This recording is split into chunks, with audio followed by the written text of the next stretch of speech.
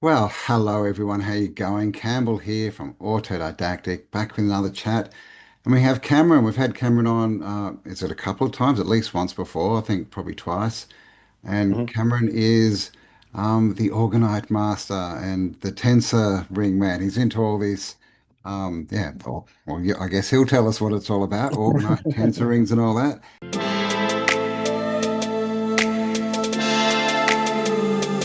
How you going, Cam?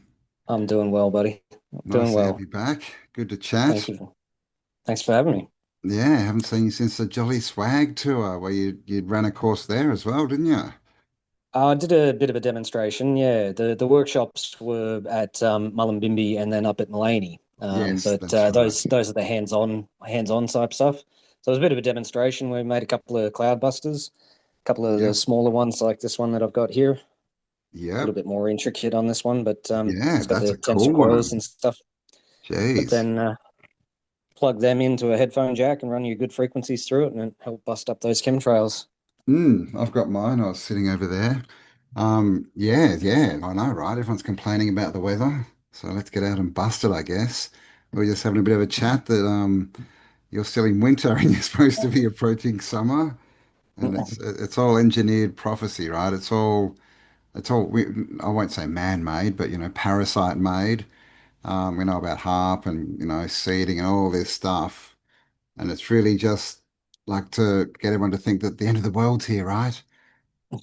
It's Well, it's the prophecy. end of their world. It's the It end of is. their world. It is. I They're agree with that.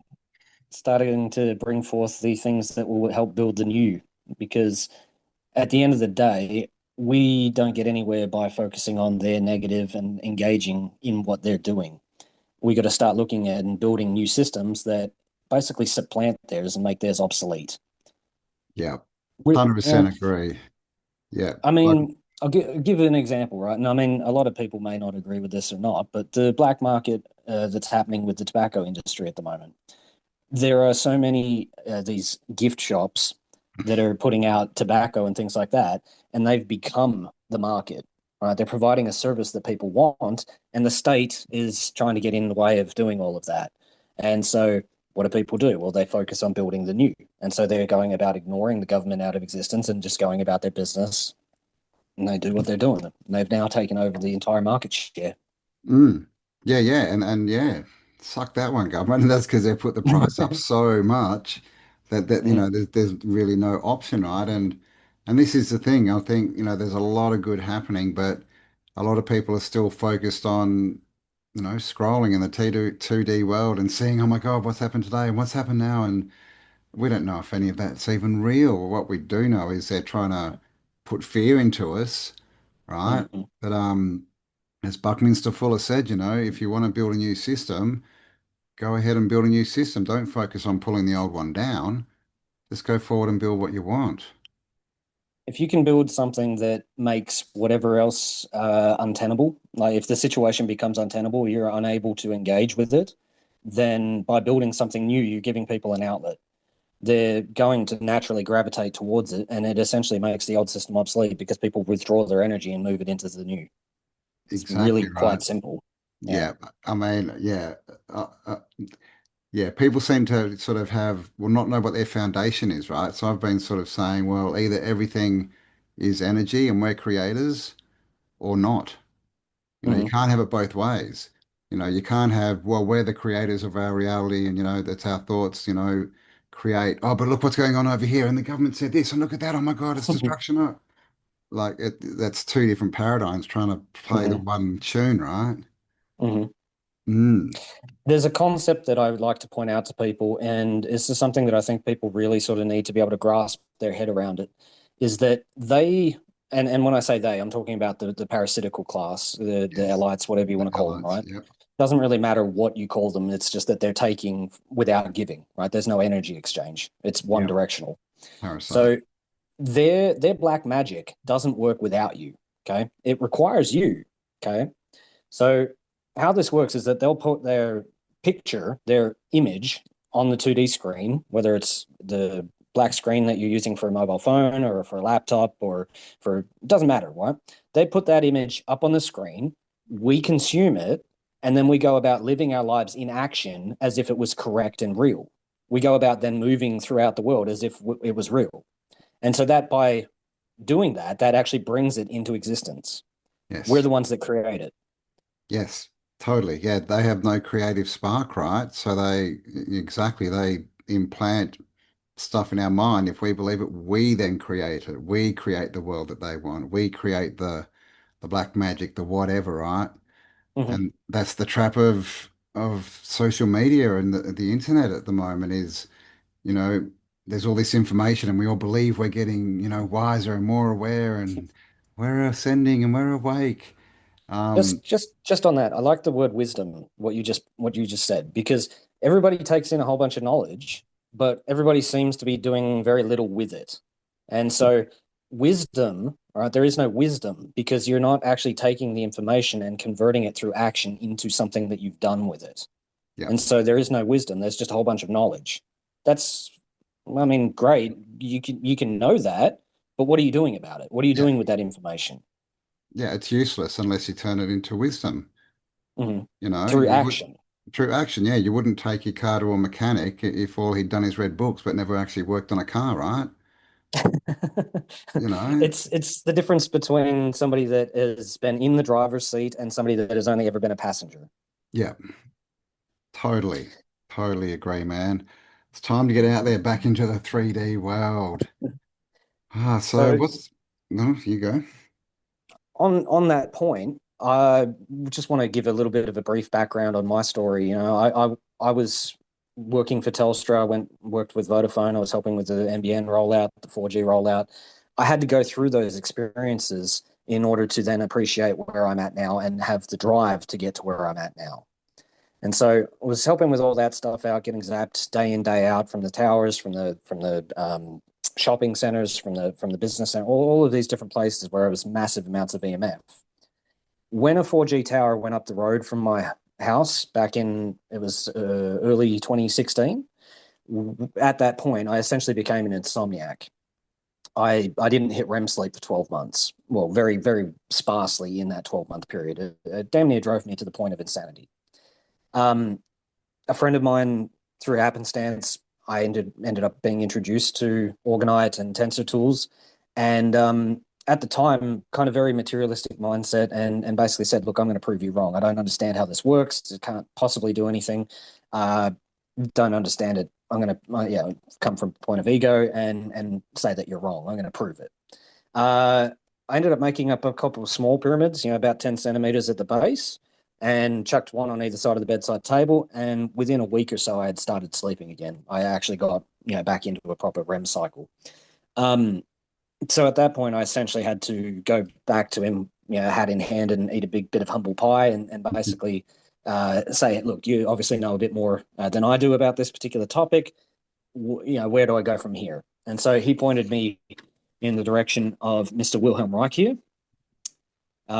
Essentially, he was somebody that was working to understand the life force essence, which he termed orgone energy.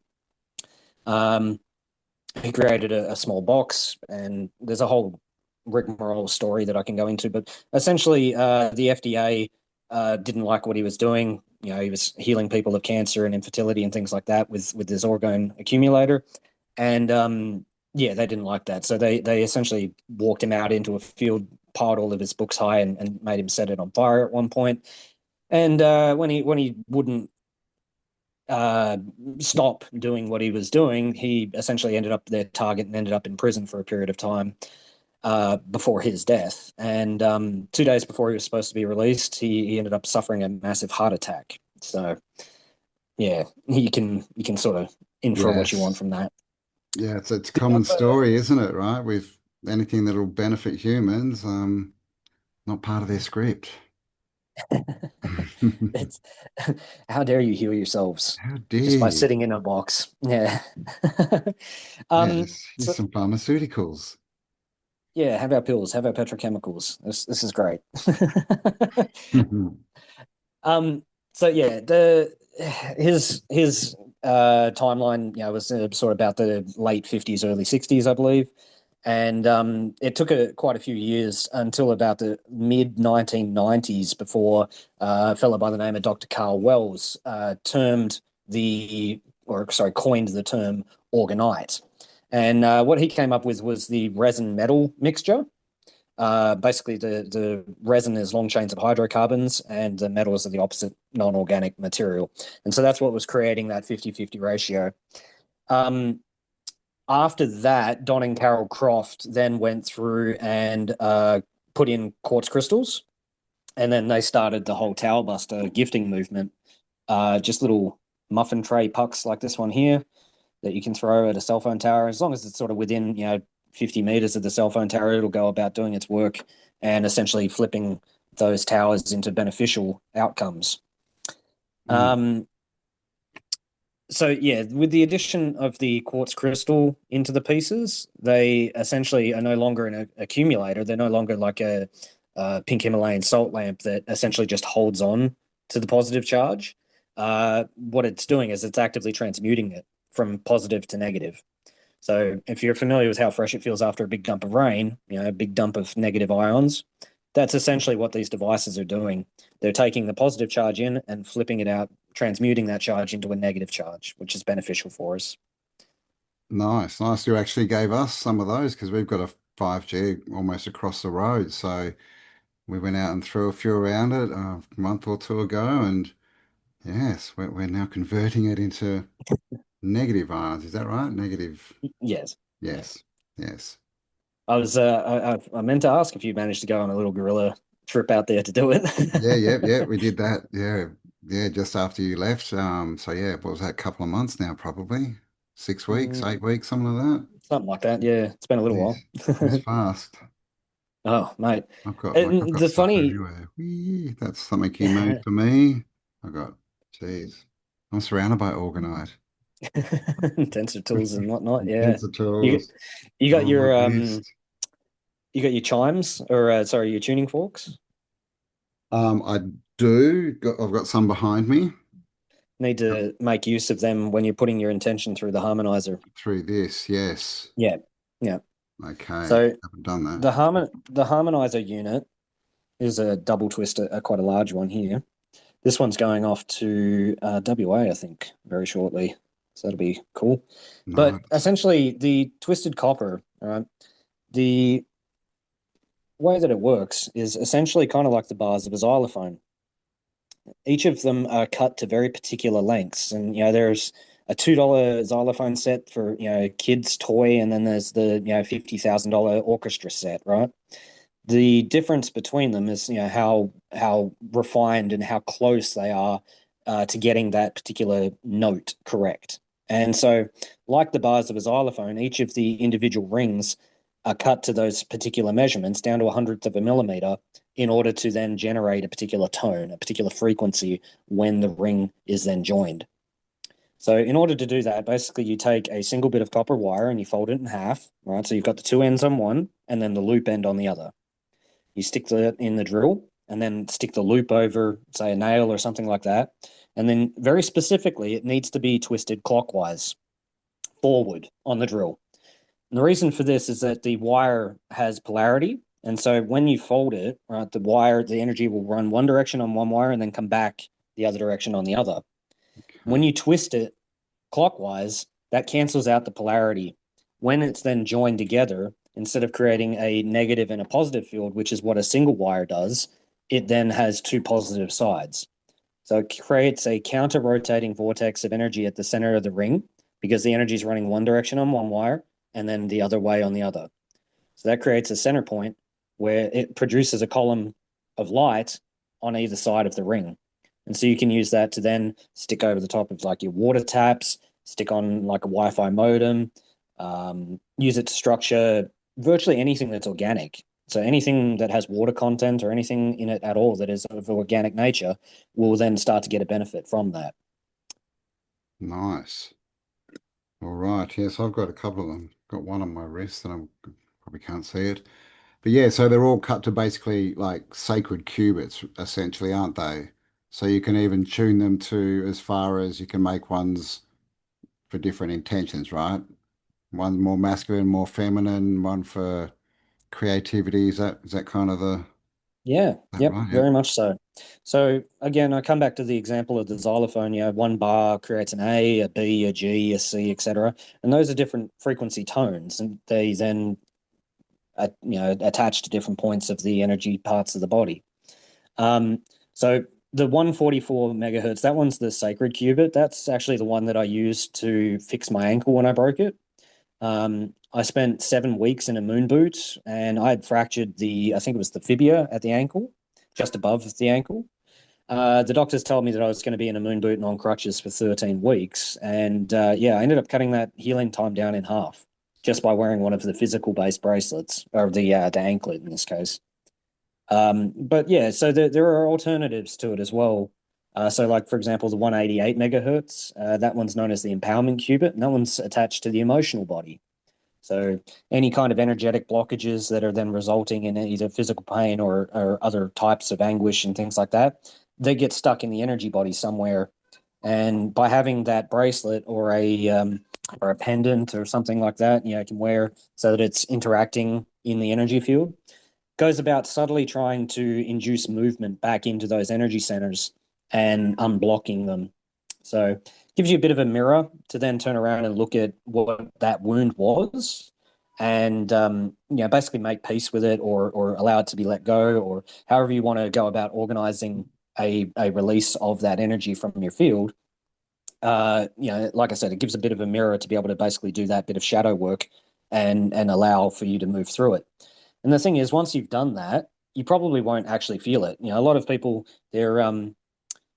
they're energy sensitive, whether they realize it or not. And so sometimes when there is a blockage like that, when they're introduced to a particular frequency like that, it can sometimes be a little uncomfortable because it's making you look at your own shit, you know, and gets a bit uncomfortable for people sometimes because they don't necessarily want to deal with it. So Yeah.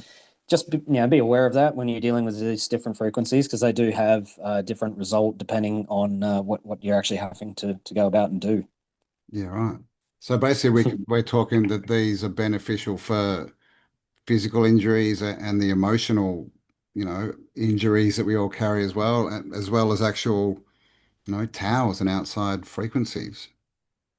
Like I've been trying to get into the general public a bit more in regards to these devices is that they're not simply EMF related. So EMF, everybody has this notion that it's just electromagnetism that's coming from the cell phones and Wi-Fi and things like that. And while they are very capable of transmuting that charge from one to the other and making it beneficial, the cool thing with these devices is that they're amplification aspects, for intention. And so if your work, and people do this with crystals by themselves, and so by adding it into the Orgonite matrix, it makes it even better. But if you go through and you put your intention through these devices, they are incredibly able to amplify and magnify what your intention is and broadcast that out into the larger sphere. Especially in particular to say something like the harmonizer unit here, which would have a range of anywhere up to about 50 kilometers or so. In which case, then you're affecting the entire neighborhood with hope, harmony, or love, or whatever the intention is that you're putting out. Nice, nice. I've got this. I think that's from you. Not one of mine, but I am Not very one of familiar yours. with it. All Yeah. right. So that one is known as the Hadeka, which is intricately linked with the water elemental. It's an ancient Irish symbol that is essentially able to structure water and clarify and cleanse water just by having that symbol either engraved on the cup or the container, or even just like you having that tensor tool placed underneath of it or on top of it. But Hmm. yeah, I just use it as a coaster. induces. Yeah, yeah, great way to go about it. You then structuring whatever the water content is within your vessel, and then consuming a higher quality of water because of it. Nice, nice. And of course, mobile phones. I'm sorry, I'm just looking around. I've got this stuff all around me. Is that one of yours? That's got the same symbol in it. I'm not sure if that is. Oh, No, that one people is keep Mr. sending me stuff. Stephen. That one is one from Mr. Stephen Geddes, who was essentially a mentor of sorts to me, who is based out of Lismore, Ah, and okay. that man has been instrumental in the Orgonite gifting movement, and getting this information out to people and getting it into the hands of people as well. He's been doing this for like close to 20 years. He was across it when Don and Carol Croft first started and basically brought the gifting movement of the cell phone towers to the foray. And he's gone through and gifted I don't know if I should say, but like very sensitive sort of areas that shouldn't be mentioned, I guess. Whereas I've gone up the M1, up and down the M1, throwing them out the window at the cell phone towers. So each of us that do Orgonite making like this is we're not just doing it for ourselves. We're trying to get it out to as many people as possible because it's a higher calling. It's not just about us. Yeah, well, I mean, people say they want to change the world, and oh my God, all these frequencies. And as we were saying before, you need to do something, right? Talking doesn't change anything; it just annoys people, right? Mm. But this is something that anyone can really get into, right? Like literally, they're called muffin. What are they called? Muffin something. You make them in a muffin tray, right? You buy $2 Cowbusters. muffin tray, buy some stuff, and you can learn how to make or most of this just online. I'm guessing there's enough information to start to get started at least. Hmm.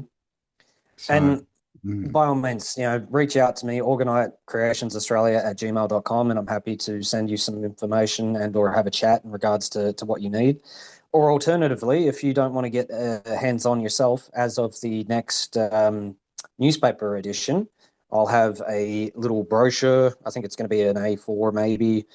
Basically, it's a flyer that is showing how to get involved in regards to the tower busters and things like that, where you can gift me some money and I'll go ahead and make a whole batch and then basically go and distribute them to the local area that I'm in. And so you're essentially helping to fund a gift, the gifting movement even further. And you don't even necessarily have to get involved other than make a little donation and then I'll go do it for you. nice, yes, yes. So, Tartaria Australian newspaper. Subscribe if you're not already, tartariaustralia.com. But yeah, that's the thing. They can just gift you money, so you can go and get materials. You'll make it all up, and then you'll drive around and gift them to towers, right? And then at the Mm. end of it, I'll go through and I'll let you know which towers are now, covered because of you. Nice. I mean, it's a good way to get involved, right? And of course, all Cameron's links will be below if you want to contact him. All right. So what The else? well, I'll just show Mr. Slim Sperling here. This is the fella that created the tensor rings. Uh, Sadly, he's no longer with us, but in the later years of his life, he gave so much in the way of information, and started teaching classes and getting this information to other people in the world. He's the basis of all the tensoring tech.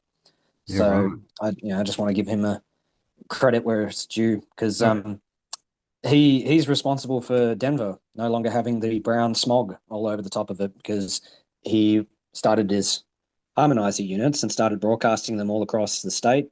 Started with a coordinated effort where he gifted out, I think it was about a dozen or so of these, and placed them at strategic points all the way across the country, or all across the state, should I say.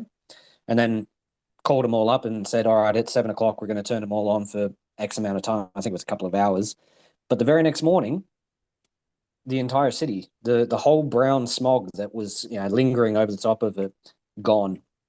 And quite a few wow. little instances like that where he's able to show the power and demonstration of it. But you can find the copies of the books in the mind of the master, or sorry, in the mind of a master.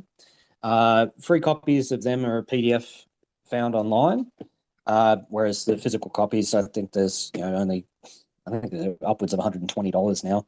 They're getting quite expensive to get. Yeah, right. Because they're rare. So, Well worth was he playing frequency through those? What's it called? The ball you just showed? the harmonizer. Harmonizer. I guess Yeah, harmony, right? But yeah. are they like kind of like this as far as you project a frequency through them and they amplify it? Is that what we're talking?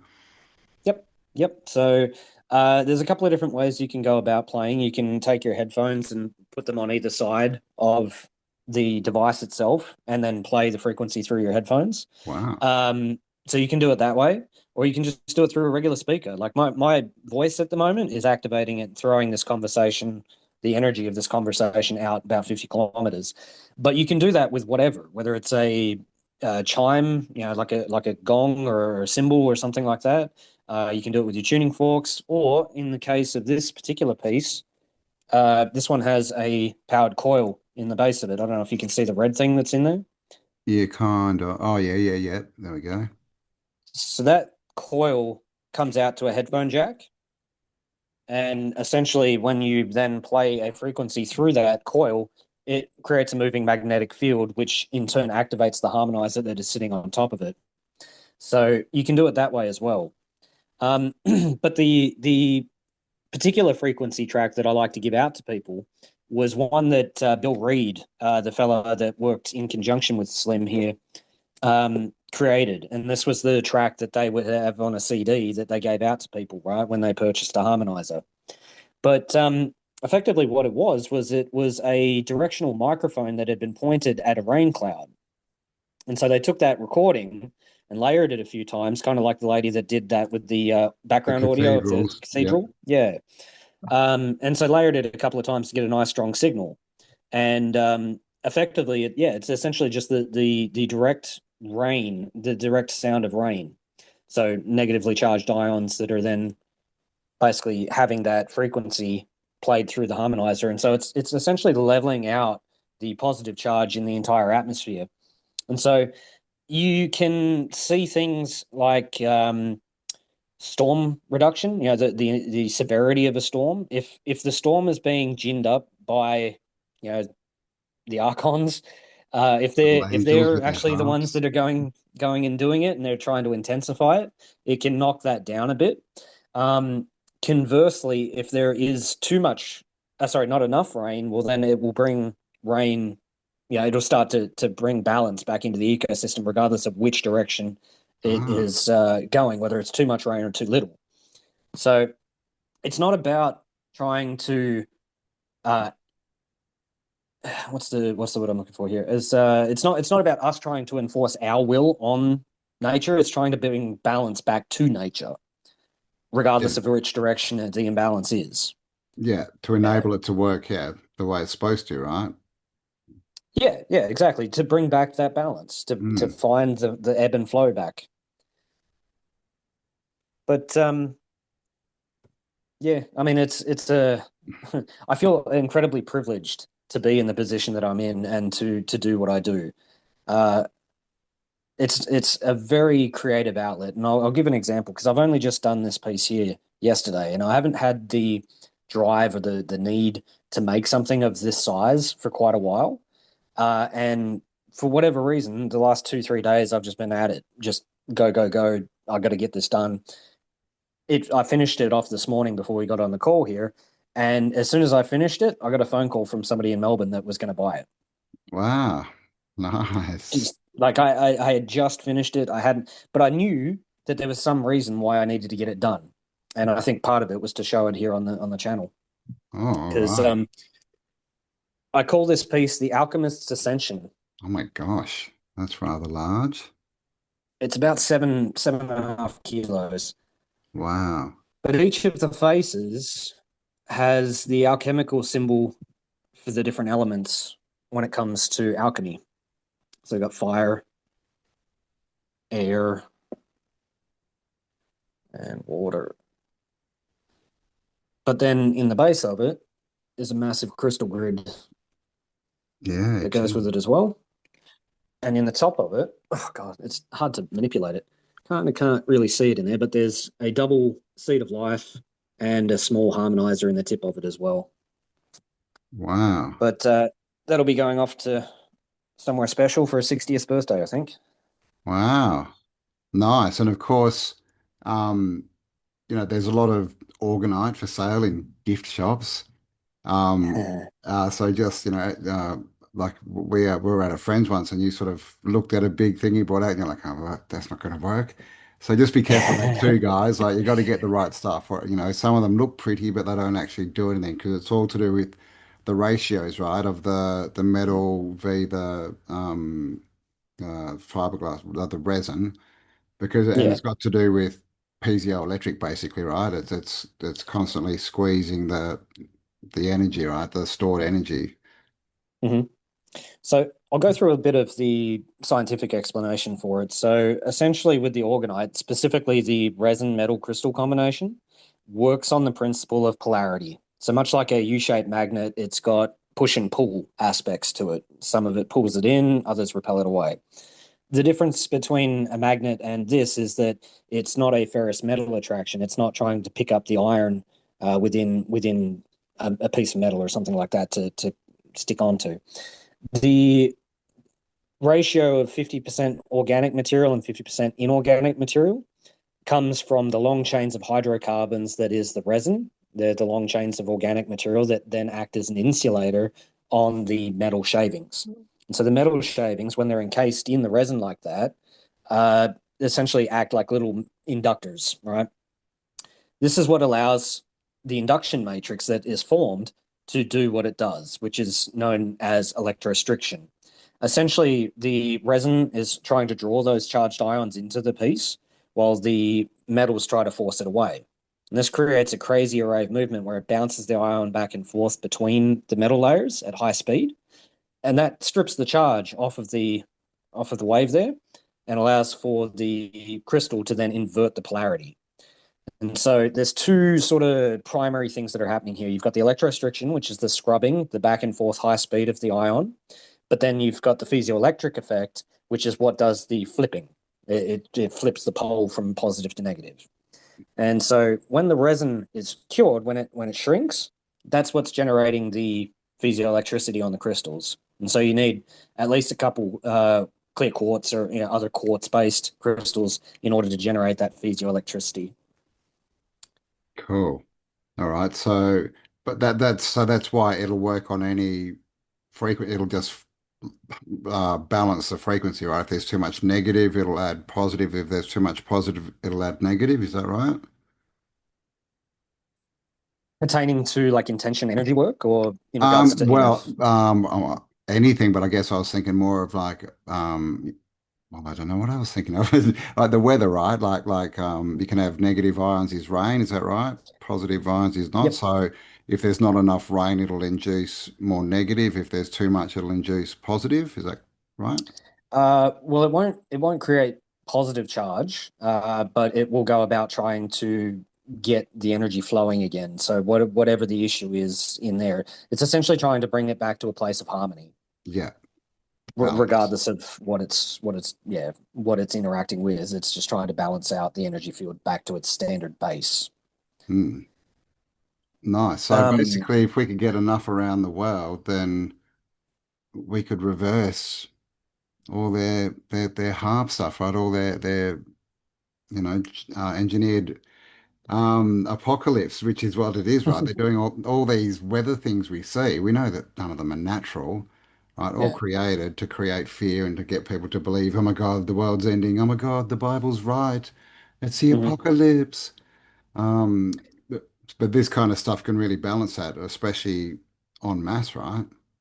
Well, I mean, given that something as small as this is capable of flipping an entire tower, you can only imagine the kind of world that we would have had when all of the cathedrals and all of the old world buildings were active and were putting out their own resonant frequencies with the bells. You look at some of the spires of the old world buildings, and you've got the harmonizer as part of that. It's quite literally inbuilt into the structure. And so Is you've it? got your resonators, your cathodes, anodes, the harmonizer, the resonator, all of the different component parts within the spire. Yeah, they're energy tools. And then they took away the thing that generates the frequency. They got rid of the bells. Yeah. So, I given that something as small as this is capable of flipping all of those towers, imagine, yeah, what they're they all would they're have all done. yeah, So, yeah, they're all okay, going to so start linking up again. that's interesting. So we can theoretically make a cathedral. Like, it doesn't have to be the same size, right? But we can make a scaled down version that does the same job, right? Like with all these Mhm. different things. So that would be a spire, I'm guessing. Essentially, it's very very similar. You've got your a bit up the middle. You've got your different coils. But yeah, I mean, these would be like one of the antennas that you would Yeah, see on the bigger buildings, rather because than the main component itself. But this would be like one of the antennas that were on top of it. Yeah. one of the yeah, because there's often balls attached to those antennas, aren't there? And Mhm. we don't really know what's in them. We've seen a couple that look like they've had mercury in them, but what would mercury do? Like, would that have, do you know much? Would that have the same effect as one of those coils? Well, it's as far as I'm aware, when you place mercury under a EM field, it starts to rotate, and so Yeah. it generates spin, which would then be harvesting energy out of the atmosphere down through it, and the spin would then force it into a different state, I'd imagine. All right. So yeah, yeah. I mean, that's an interesting thought. I'll have to look into that one. But so this is Gonna a have to basic, we're think a bit basically, more on that yeah, one. yeah. But it's basically the same tech as the Same old world. same The sort of same concepts. idea, same concepts. Yeah, yeah. That's cool.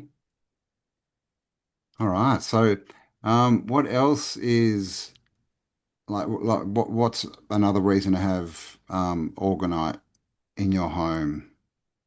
Well, if you're going down the spiritualist path at all, you're going to find that, if you have something like, say, a pillow plate or a pyramid next to your place where you sleep, you're going to find that the astral realm, it becomes much more available to you.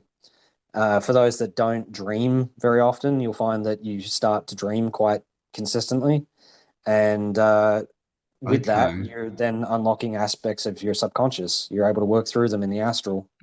So, Interesting, because I don't remember my dreams, so I need a what's it called? A pillow pal, a pillow pillow plate. pillow But I plate. mean, just your orgonite, stick that, close to the edge of the bed, and you should find that that'll help as well. Mm. But that being said, each of the individual pieces, they come into your life at a particular time for a particular need. And then after that point, they'll just be doing the default sort of thing because you've worked through it. All right.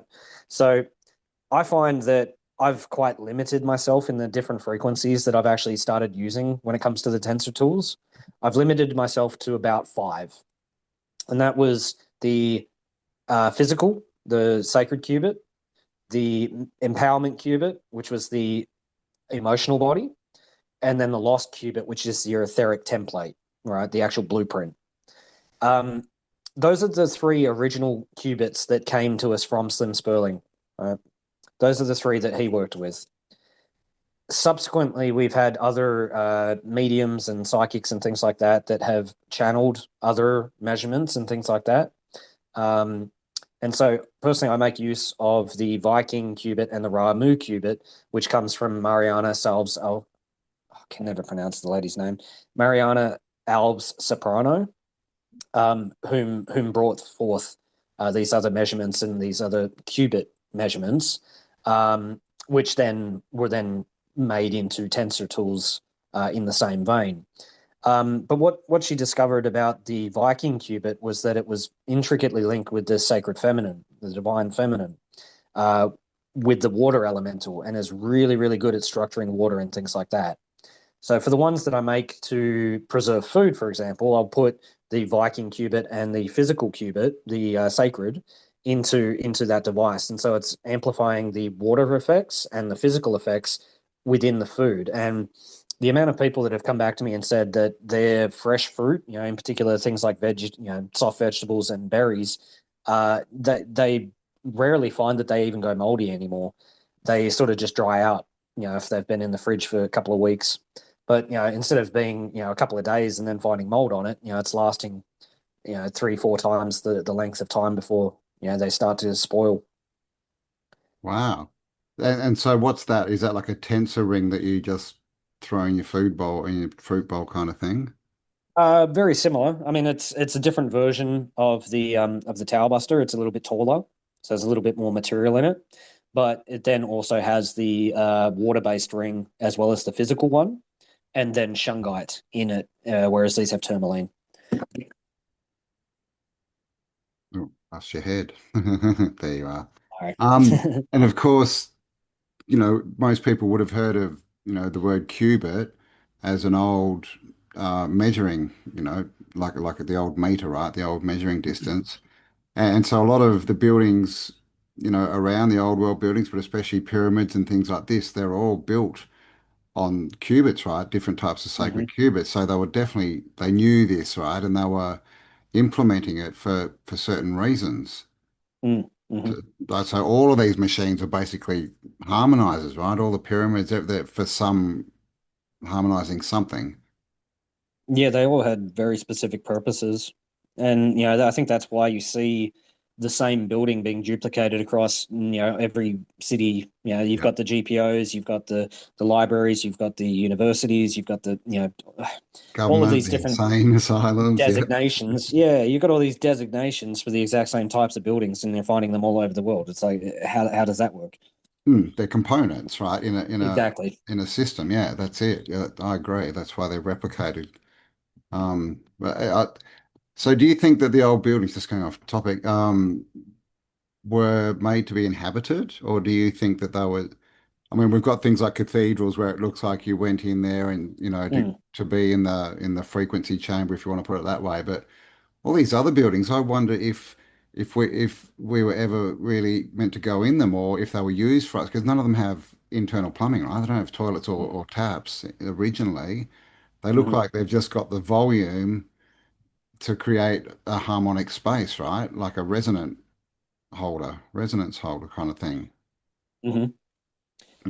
I'm kind of torn on the reasoning as to why there are no toilets, and I'm kind of the belief that we didn't actually have a need for them. The whole breatharian Yeah, yeah, movement. yep. Because I know of a couple of different people that have claimed, that they are completely breatharian from the last sort of 4 or 5 years onwards. Right? They don't Mm, consume they don't consume anything. They claim that they're awake for like 23 hours a day. Uh, they're doing the urine looping and that sort of stuff. yep. Um, but yeah, I'm kind of torn whether or not we actually did inhabit them or not, because I think the toilet issue, the bathrooms issue, is somewhat a misnomer as to the why, because I'm not entirely sure that we needed them in the first place.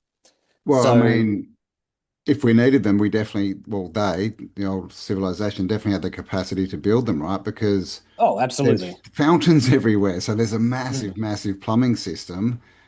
So yeah, there's got to be a reason if they're not there. Right, and that's kind of why I'm torn on the notion that I mean, They if just there was weren't a needed. need, yeah, Mm. if there was a need, surely they would have made them. Mm. Uh, which leads me to think that perhaps there wasn't a need for them. So Um, yeah, so we would have been lighter bodied, right? Like this is like we wouldn't have been as we are now. We would have been lighter. Who knows? Maybe more silicon-y based rather than carbon. But basically, we would have functioned differently, right? mhm. Mm. Well, we, as far as I think we take a lot more energy in from the sun and through our breath than we do consuming anything physical. I think that's probably more the case, and that we're Mm. actually actively hurting ourselves by consuming things so often. Um, Yeah, have you yeah, heard of Jack it's an Cruz? addiction. I Yeah, can't say I have. No. Jack Cruz. He's an American doctor, but he's the guy behind the light diet, Hmm. and he's actually got this list of things that we consume and their importance. And number one is the sun, and then it goes into different frequencies. And food, I think, is number nine or ten down the thing. So, yeah, he's done a lot of study and work into it, and he definitely says that you know, like it's the sun that we need and the air and the ions rather than food. And then we know, right, that, breakfast used to be lunch, break fast, the intermittent fasting and breakfast was introduced by the Rockefeller. If you look into it, it's all a The whole big, food 3 meals pyramid. a day. Yeah, man. Uh, I mean, I can't even eat 3 meals a day these days. I'm no. down to two, if that. Yeah. Like it's becoming less, you know, uh, of a thing to eat it.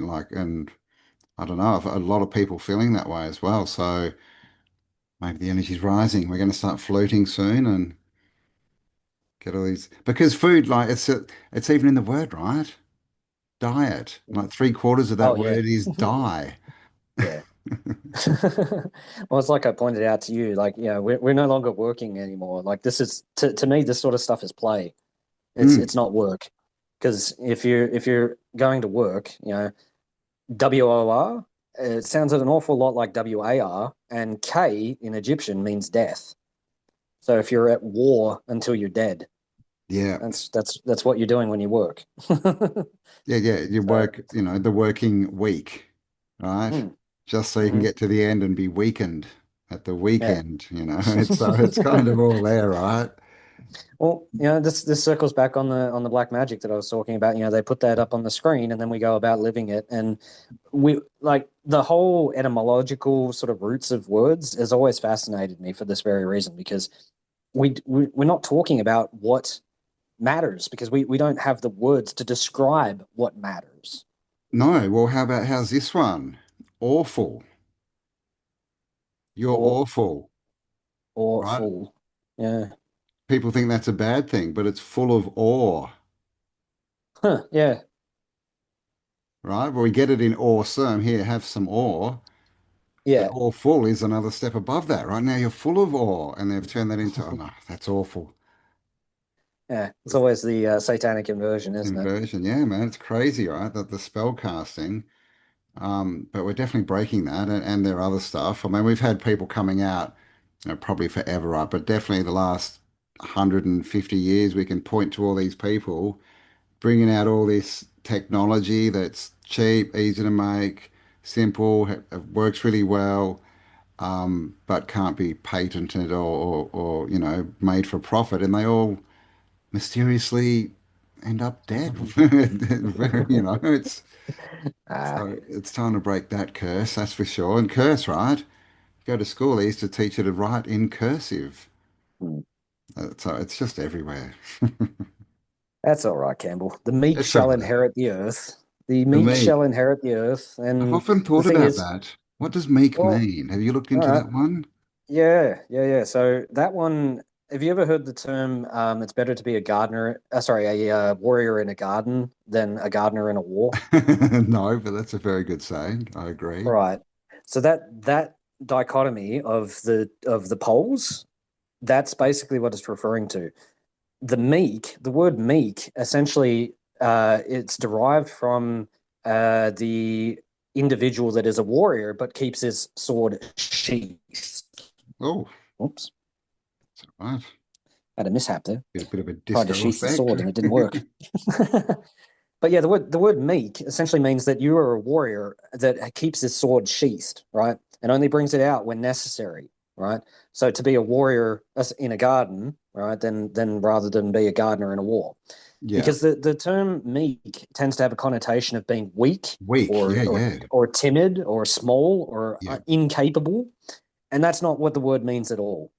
It literally means that you are a monster. It's what Jordan Peterson was famous for for a period, is that you want to become a monster. You want to be capable of being an absolute monster when necessary, but then to have voluntary control over it and to be able to control it and maintain civility, but only bring that out when necessary, when challenged in such a way that you require that level of force or that level of self defense or that level of cunning and tenacity. Mm. Yeah, But yeah. And I yeah, people guess, have that and no incorrect ego as idea. well, I guess. Like, it's not like, I'm the champion. Here I am. I shall save you all. I am the greatest warrior. That's, yeah, Yeah. yeah. Much more, I guess, like the samurai kind of code with their swords, right? They would never unsheath unless they were prepared to fight to the death, right? And so they Mm-mm-mm. were looked as these sort of humble sort of people who would go about their work, but then, you push them too far and chop suey, Mm. man. I think that we're getting to a point where the people that just wanted to be left alone start getting involved in a big way, because they're being pushed to a point where they can no longer just stand aside and just not be involved. They're being pushed to the point where they're all right. Well, I can't escape this. You guys are bringing this to my front doorstep. I didn't want to get involved, but now I'm here. Hmm. And once those people start getting involved, it's game over, because They haven't got Yeah, anything. Like the other aspect of that as well is if you push a people far enough where they have nothing left to nothing lose, to lose. Yeah. they lose it. They absolutely lose it. Mm, Um, and so that's where things are going. The question I is agree. whether or not the question that arises is what happens on the other side. Because if we've still got this notion that we need externalized masters, that this idea of a leader or a ruler, rather than going internal and saying I own myself and I am alone responsible for myself, then all we're going to do on the other side of it is just reinstitute another freaking government. Mm. Oh, Like you give totally. somebody Yeah. the The you problem give isn't the somebody the ring of the leaders. power. Yeah, Yeah, the problem isn't the leaders, it's the followers. Because 100%. you wouldn't have a leader if there were no followers. It's everyone thinks it's the leader's problem. Oh, those bloody leaders, how dare they tell us what to do? Well, how about you stop listening? How about you stop following? And then guess what? There's no leader. Hmm. But I that don't. means you've got to be self-responsible, right? The responsibility, respondability. Mm, Yeah, which a lot of people are just simply not ready for. But they're going to end up in a situation where they're forced to acknowledge that reality anyway. sink or swim, man. Yeah. Look, I don't care for the funny guy with the mustache, Pol Pot, Hitler, Stalin, whatever. Whoever the thought Whichever leader is at incarnation. whatever, it doesn't matter. Albanese, Scott Morrison, doesn't matter. I don't care for that idiot on the stage. I care for the millions and millions of people that are going to go about living as if that guy has some kind of authority over them. Mm, That's who I care about. yeah. Totally, and that's where we're going. That's why, we see it a lot with, the sovereign, if that's the right word, movement and learning about the LORE law. That's all people going, hang on, they don't have any control over me and working into it. But saying that, it's only step one, right? Because the proper step that needs to be made is well, we don't have to even fill out paperwork or do anything because they just do not have any control over us. Why would Right. they? At the least, they're just another human, right? At the worst, they're very subhuman, aren't they? So why are we even listening to these things? I know Yeah. it blows my mind all the time, and people The people love it. People love the systems. A lot of well, not love, but they're scared to leave it. They see it as their mother. They see it as their sustenance. Well, but if I leave my job, how will I pay my bills? Well, you won't have any bills, but how will I do this? How will I survive? They haven't quite got to the bit, well, oh, I can grow my own food. I can make my own business. I can, so this is, I think what we're going through at the moment is a lot of people have got, detachment issues. Mhm. They haven't Mm. quite got over the hump of becoming completely free inside their own minds yet. They've gotten up to the point where they're sort of at the top of the hill where they can recognize, oh hey, there's a whole bunch on the other side there, but they haven't quite got down the other side yet where they're now having to rely upon themselves and actually do everything for themselves to get out of the system. And I mean that's true of all of us to a degree Mm. because of how prolific the society is. But you have to be able to induce friction in their system by not complying to the degree that you are able to be comfortable and not sort of gain self harm in return. Um, I got a speeding fine yesterday. I got pulled over by a cop. I was doing 78 in a 60 zone. I didn't realize thought it was an 80 zone. Cop, pulls over with the flashing lights. It's a death threat, right? Pull over, or I'm going to hurt you and or call more of my buddies to come and run you off the road at gunpoint. And so, I sat there and I was just I didn't even look at the bloke. I was sitting there in a sense of disgust. Like I'm not paying this man any attention. Give me the damn ticket so I can go about my way, and I'll deal with you on the other side. But like I mentioned to you, I won't personally step into one of the fucking courts ever again. Mm. No, I won't do it. They'll have to drag me in there. But that doesn't mean that I can't go about actually messing with them. For the 5 minutes that I got held up on the side of the road, I'm going to waste their time 5 times over. And the way that I do that is simply by electing to take it to court, and then I'll call in and have it adjourned. And then it'll get set again another 6 weeks down the track or whatever. And I'll call in on the day, hey, sorry, I'm sick. Can I get an adjournment? Do that at least 3 times. You can do that until they get fed up with it and demand that you come in. But each time that happens, I'm wasting the court's time. I'm wasting the prosecutor's time. I'm wasting the police's time. I'm wasting everybody else's time that was involved in trying to collect that. Mm. Yeah, It's yeah. friction. Mm. You cause a little bit of friction in the system, and you have many, many people do that, and their entire system starts to freeze up because it's impossible for them to actually account for everyone. We outnumber them like 4,000 to 1 Yeah. Or more, right? or more. Yeah. And this is the thing, like they're not all powerful. Everyone has this idea that, oh my God, they're so powerful, they own everything. But we're talking like under 10% of change will collapse the whole thing. Like literally, Mm, if their revenue drops, 7 or 8%, they're done. Right? If their labor force drops that much, they're done. It's not a lot. But people seem to mm, think that every single person needs to do this and that, but they're teetering, man, and they always have because we're the value. We're the ones that mm, do everything, right? We're the sweat equity, all this stuff. Yes, they're lying and doing all this stuff and stealing our bonds and the weight in gold and all this kind of stuff. But I guess you've got to focus on what you can change, right? Like a lot of people are focused on, oh my God, well, I've got all these millions and billions of dollars in a trust and they're stealing it from me and we just need to get the money back. But I mm. mean, what would happen if we all got, for the first thing, if we all got, $100 million, then it wouldn't be worth $100 million, right? It'd be pretty much null and void. But people with that mindset aren't the people you want to have that money, right?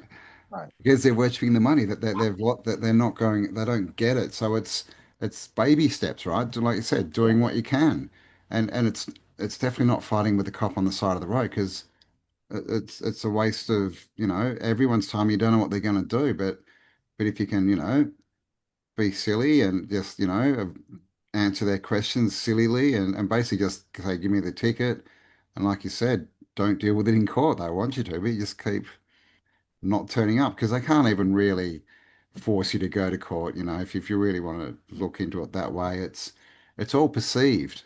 That's how they run, right? Mm. Perceived control. Change the perspective from I'm these people, I am, I'm obligated and under these people's jurisdiction to them having to prove jurisdiction, right? Yeah. They claim that they own us. Every government on the face of the planet makes the exact same claim. I don't care if it's a de jure government or a constitutional republic or a democracy. I don't care what the structure of the government is because they all make the same claim. If you are standing within this particular geographic location known as a country, you are now subject to our laws. Mm. Okay? That's the claim. Yeah. My question is that true? Where is the evidence that that claim is true?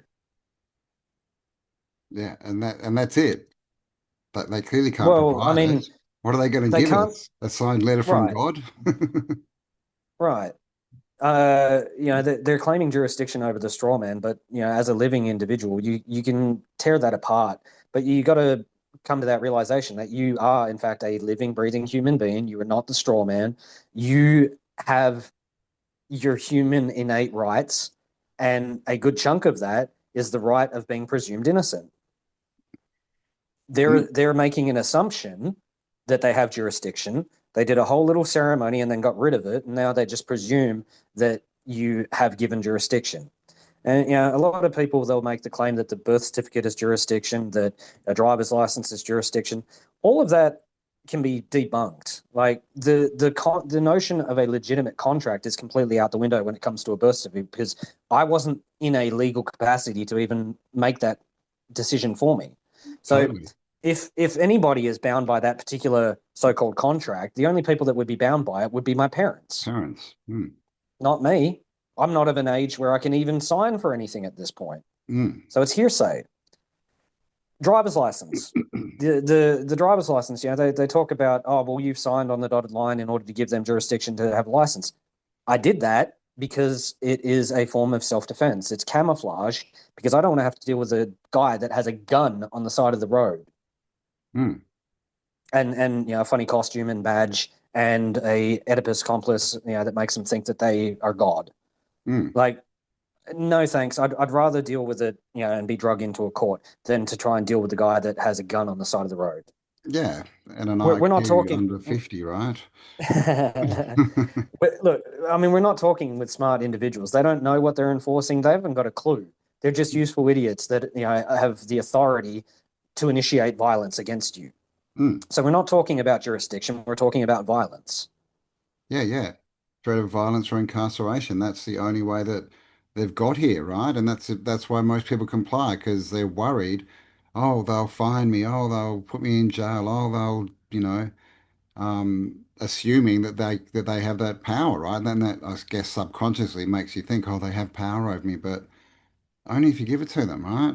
And it's like everything, like everyone can say, oh, well, they don't have any jurisdiction, but we do have to be wise about it too, right? If you want to go down that track, you need to learn the ins and outs of how it all works and then put it into To practice. that point, to that point, whenever I've dealt with this in the past, I bring an unsigned plea of guilty.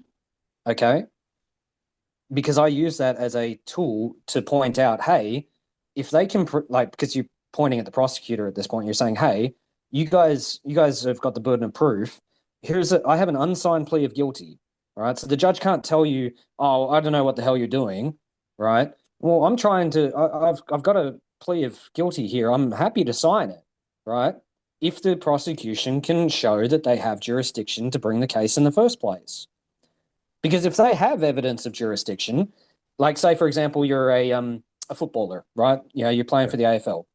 If they made the same argument in front of the tribunal would bring out their contract, their Yeah. employment contract, and go, "You signed on the dotted line and said now you're bound by the rules of the game." Okay, prosecution is making the same. They're doing the same thing, but they're assuming that they have that. And so I did the thing. I was doing 78 in a 60. And so I did the thing. Okay. I'm more than happy to pay the fine, take the demerits, if the prosecution can actually show that they have cause, that they have jurisdiction. They're making an assumption. But if I'm actually bound by the rules and they can prove it, sure, no worries. I'll pay the fine. We can all go home. Mm. Because if you've actually got jurisdiction, I'm at fault. Yeah. But the only And way they can again, have jurisdiction is if you give it to them, right. which, Again, it's an assumption that they're making that they do have it. And mm, I'm simply asking for the evidence that that fact is true. And they don't. They don't have it. It's an assumption. mm, So it's a bit of a Mexican standoff. And you're essentially coming back to the evidence of jurisdiction. They you can put through some softball questions. Do I have the right to a fair and meaningful hearing? Right. You ask these sort of questions to begin with, and it opens up the judge into getting used to saying yes. And so, if I have the right to a fair and meaningful hearing? Well, fair, okay, yeah, there's no bias, and meaningful. I actually get to make progress. So it's not like they're uh, terms that are waffling. Like they're specific. They're for a reason. mm, And if the judge says yes to these, well, then if he's going to try and be a dick about it and try to, stop you from getting information, well, you can go back to that and say, hey, Judge, you told me that I had the right to understand the cause and nature of these proceedings. I'm wondering at what point did I lose that right here today? Because I'm being prevented from getting access to relevant and pertinent information. mm. And so you're So, not even it's a, disputing their claims, are you, at all? You're just going, well, do you even have the right to pull me in here and put this up as some kind of whatever it is, right? Me breaking the law. as part of the prosecution stating a case, they are supposed to have submitted evidence of jurisdiction along with the charges to the court in the first place. And so that is basically showing that they have the ability to even bring you into the court in the first place, especially if it's under threat and penalty of a cage. Mm, But again, they don't have it. They're just making an assumption. mm, And when you press them for that evidence, you'll find that more than likely you'll end up being arguing with the judge as opposed to the prosecutor, and the prosecutor is just going to sit there and do nothing because the judge is the one that's ending up having to field most of these questions because they're in cahoots. There's no separation of state. No. They're all paid. They're all paid by the same people. Like, come on, Yeah, how could you yeah. possibly think that there's any kind of unbiasedness? And they literally get paid for prosecutions, Hmm. right? The judges especially. So if you make a nuisance of yourself a few times, they're not even going to want you back because they don't see it as, oh my God, we're keeping the country safe. They see it as, oh, how much can I make out of this one today? Hmm. Bingo. Yeah, So it's about balancing a ledger. a ledger. Hmm. It's Right. economic. It's economic warfare. Yeah. And you know that this has nothing to do with justice, and it has nothing to do with integrity or anything like that. It has nothing to do with morality, because if something is legal for a fee, and what I mean by that is if you can just pay a fine, well, that action is just you're essentially just getting permission. It's legal for a fee, so it's not anything to do with morality. It's nothing to do with ethics or anything like that. It's simply pay us a extortion fee, and we'll let you do it without any further hassle. It's the mafia, That's right? exactly what it is. Pay us Yeah. weekly and we won't come and smash your shop up and we'll let you trade. That's it. Yeah. The same thing, man. Geez, I think we went off topic a little bit there, but that's right. Hey, It's all good information. We have to see where these things run to. I can talk about Orgonite all day, but I could talk a lot of different topics as well. I know, right? Well, we are the new wise men, the new elders, but then this is the thing. We have to be multifaceted, right? You have to know about the world you're living in, or else you can't really do anything about it, right? And complaining doesn't help anyone. So this is the thing. Hyper specialization has been it's been good for many things, but at the same time, if you're so hyper focused on one particular speciality, you miss the entire perspective, and that's not really good for anybody. No, it's what the elites do all the time. It's how they keep their secrets, right? Compartmentalization. Everyone's Mm. hyper focused on one little spot and they don't know what the guy next door to them's doing. I mean, you Hmm. look into the, building of the spaceships and stuff, and that's ridiculous. And this is the way they can keep everyone believing that they're actually building spaceships is they're so hyper focused on this one little gadget and they got no idea what anyone else is doing. They just assume that Mm. altogether they're building a rocket ship. Yep. So When it's in reality, they're working on a movie set. yeah, yeah. But why do I have to go in the pool? Well, it's how we train. Thought I was going to space. Mm. Ah, all right. Well, what's that? An hour or so. So, all right. So Yeah. we'll leave your links below if anyone wants to learn more about Orgonite, tensor rings, all that kind of stuff. Go to the links below. But like you said, with that big piece you had of Orgonite, you actually do. You'll make custom pieces for people as well, Mm. won't you? You've done me one, Yep. which I don't have near me at the moment. Um, Kelly wanted me to ask, how are you going with her request of a pyramid, a super ascension I'm uh, pyramid? I'm at a bit of a crossroads with that one because I need to find somebody that's willing to make the mold that's necessary. And my guy in Belgium, who I go through Fire Molds, shout out to Fire Molds, incredible worker. Unfortunately, he's not making anything for a little while, so I'll have to try and either I don't know grease the skids there and try and get ahead of the queue for it, or try and find somebody else that's actually able to make the mold for me. Yeah, right. That's for the top piece, is it? The It's not so much the top piece; it's actually the four corners because ah, they're different angles. So like you've got the massive geyser. okay. Like I could get one that is a capstone with the geyser like this, Yep, but then the bottom part of it would be different. And we were looking at the really tall 76-degree pyramid, so yep. that one has a different base to it. But Okay, I'll reach out to them again and see if I can find a way to get that through a little bit quicker. cool. All right. Well, she wanted me to ask, so that's good to know. But yeah, guys, if you want anything, go to the links below. And you also, like you mentioned, you run courses every now and again. So I guess Yeah. like your Well, Facebook page and all that kind of stuff, or to find out where they if are. yeah, if people hop onto the Facebook or Instagram or any of the different links that I'll pass along to put in the bottom there, and just subscribe to the page, well then keep an eye out because I'll be traveling the mainland up and down. I'll be heading towards Queensland probably about May next year.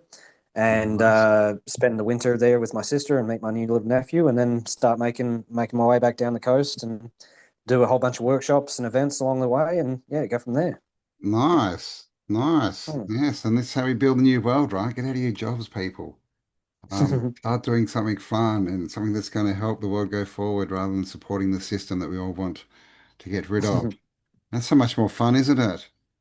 Mm. I mean, there's still a lot of work to do, but it's much more fun when someone doesn't tell you you have to do it. It's play. It becomes play rather than work. It does. It does. And the thing about it as well is that you get to be the change you want to see in the world. You get to embody it. Exactly. Yeah. Not about telling people what to do, man. It's about showing them what is possible, right? Just Action.